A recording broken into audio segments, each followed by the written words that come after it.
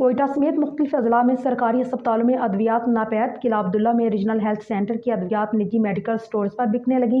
Regional health centre के दौरान दर्जन से ज़ायद डॉक्टर्स तिबी अमला गैर हाजिर होने के इंकशाफ। कोयटा समेत मुख्तलिफ अजला में सरकारी अस्पतालों में अद्वियात नापैद। किला अब्दुल्ला में अद्वियात निजी मेडिकल स्टोर पर बिकने लगी।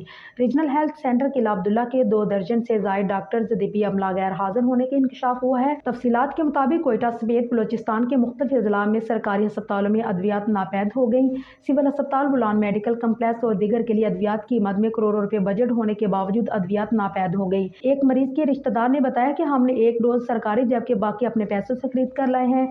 अगर बर वक्त ना खरीदते तो मरीज की जान को खतरा लाहक हो जाता। मरीजों के रिश्तेदारों को एक सिरिंज के लिए भी निजी मेडिकल स्टोर पे भेजा जाता है। BMC अस्पताल इंतजामिया के मुताबिक 90% इंडोर मरीजों को अद्वियात फराहम कर रहे हैं। अद्वियात की फराहमी यकीनी बना रहे हैं। ज़राए के मुताबिक बलोचिस्तान के जिला किला अब्दुल्ला के रीजनल हेल्थ सेंटर को मिलने वाली सरकारी अद्वियात बाजार के निजी मेडिकल स्टोर पर फरोख्त होने लगी, जबकि 2 दर्जन से ज़ायद डॉक्टर्स भी ड्यूटी से गैर हाजिर हैं।